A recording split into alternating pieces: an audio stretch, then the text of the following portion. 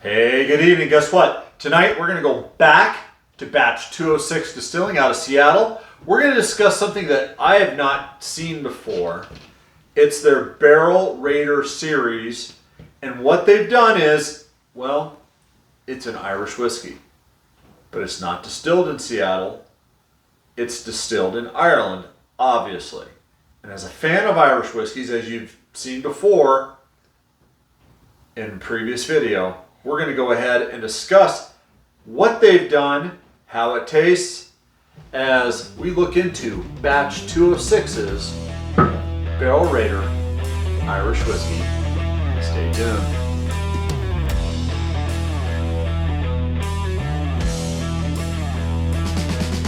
Hey, this is Scott, and you've tuned into the Rookie Wine and Whiskey Enthusiast channel, YouTube's primary channel to discuss Washington State's wines and whiskeys, and sometimes spirits, but not exclusively. Tonight, though, we're going to discuss an Irish whiskey distilled in Ireland, bottled in Seattle, still called an Irish whiskey, and it's called Barrel Raider by Batch 206. However, let's go ahead and get the YouTube thing out of the way. Go ahead and subscribe to this channel, and when you do, go ahead and hit the bell icon. That way, when I do upload these videos, you get notifications. So that being said, what have we got here? Now, a lot of you know that are Scotch fans. Scotland and Scotch Whisky Association have some really ironclad rules when it comes to importing whiskey. You can go ahead and buy a single malt product out of Scotland, bring it into the United States, and bottle it here, but you can't reference anything with regards to it being a Scottish malt, basically a single malt Scotch or anything like that. You can't say where it was distilled at, other than you can't say like it's a Highland malt. You can't say it's an Islay malt. However, my understanding with Irish law and what they've done here is they've distilled it, aged it, and then batch 206 in their travels, they go ahead in the Barrel Raider series. They went to Ireland, tasted a bunch of Irish whiskey, bought a barrel or two, brought it back to the United States here in Seattle, and they went ahead and double barreled it. They went ahead and aged it again in their old log cabin bourbon barrels that were freshly dumped. I'm excited to taste this. Now, it is at only 42% alcohol by volume, so it is 84 proof, so it's a little bit on the lower end. But I really love Irish whiskey. I love Redbreast 12-year cask strength especially. You know, Jameson is a good entry-level Irish whiskey. And this one here, well, let's get into the nose first, okay? First of all, the color on this, it's darker than what I would call your standard Irish whiskey. An Irish whiskey is typically 80% malted barley, 20% unmalted barley that's distilled, whereas Scotch, single malt Scotch is typically 100% malted barley. The color on this, obviously the double barreling out of the freshly dumped bourbon barrels has had its influence, at least on the color. There is no age statement on this, by the way. And yeah, I'm not seeing an age statement at all. There's our dog. Anyways, let's go ahead and get a nose on this. So there's a buttery note. Irish whiskey has a very creamy nose to it typically, even more so than a single malt Scotch. It's almost like on the nose, there's a banana vanilla wafer note to it, but I'm also catching some of the toffee notes, some of the brown sugar notes, some of the standard bourbon notes that you get. And that's probably from the double barreling out of the bourbon barrels. There's a toast note almost too, kind of a nutty, almost hazelnut note to this.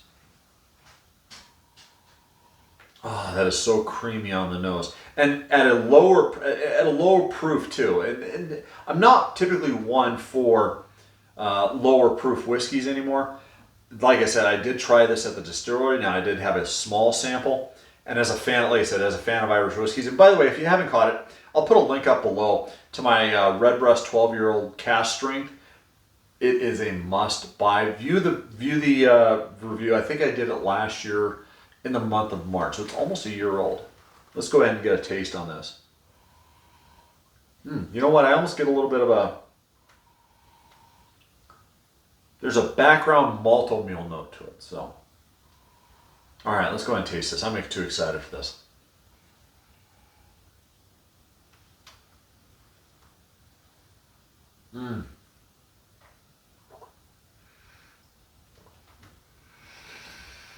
Imagine a malted cereal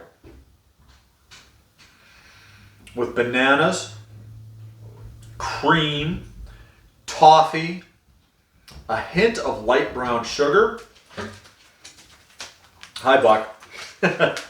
Anyways, a hint of light brown sugar. And there's that butter note. It's just a very hint of butter. So, I don't know if, like I said, I've mentioned this before in other videos. I am a fan of hot cereals.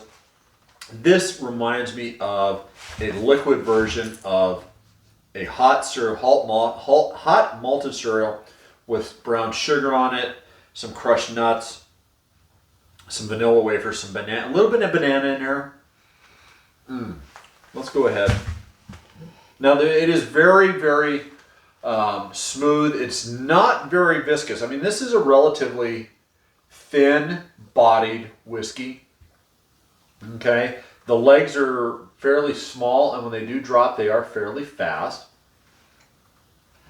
Let's go ahead and see if there's anything else in there.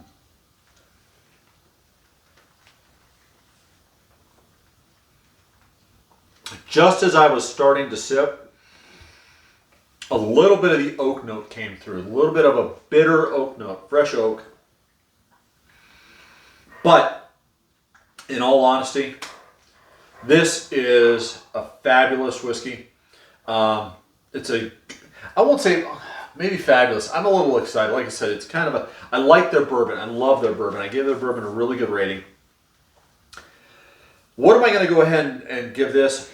This is something I don't expect. Now, I will tell you right now, I suspect, and I've had Bushmills before. Bushmills leaves a very prominent malt note on their Irish whiskey. I'm sure these guys won't divulge if I emailed them. Excuse me. But I'm almost positive this is probably Bushmills. Don't quote me on that, but I think it is. And Bushmills makes a very good entry level as well. They're Black Bush, some of their older variations of the Black Bush, extremely good. I had a very special bottle of, I want to say it was 16-year-old Bushmills that a friend of mine gave me in the early 2000s. Fell in love with it. So what they've done, what Batch 206 has done here is they have done a spectacular job of enhancing an already good Irish whiskey. You know, like I said, this is probably a limited run. They probably, once it's sold out, it's sold out. If you have a chance to get into Seattle and get yourself a bottle, I believe it's only sold at the distillery. Go ahead and get it. I'm going to go ahead and rate this. I wish this were at least 45% alcohol by volume. I think that might have given it a little bit more kick, a little bit more viscosity, a little bit better mouthfeel. But other than that, it's a really good Irish whiskey that's double barreled here in the United States. So I'm going to go ahead and give this an 87 out of 100. Would I buy this again? Yeah, if I go back up to Batch 206 and they still have a bottle of this, you bet I'm going to do this. Because you know what? This would be a decent, if you wanted, you wanted a point between an entry-level Irish whiskey like a Jameson's or Bushmills, and you wanted something from difference between that and say a Redbreast 12-year cask strength, this would be a good midpoint to compare a true low-proof Irish whiskey like Jameson's compared to a cask strength Irish whiskey. So that being said, have you had, if you're in the Seattle area, Pacific Northwest, have you had Batch 206's double-barreled Irish whiskey? Let me know in the comments down below. Is there another distillery out there in the United States somewhere that you know of that also has done something like this with Irish whiskey, where they've gone ahead and imported it in, let me know in the comments down below. That way I can go ahead and maybe take a look, see if I can find that particular bottle myself. Are my notes way off? If you've had this, please let me go ahead as well. So that being said, boy, what a month we've got planned. I am going to be reviewing a couple more bottles from batch 206. They are not going to be whiskeys, but they have been aged in their log cabin bourbon barrels. So, as always, please, please, please drink responsibly, and life, as always, life is too short for either bad wine or bad whiskey. This is a really good whiskey. Salut and cheers.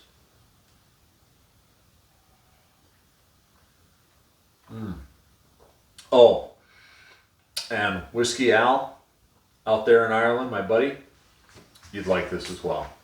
Cheers.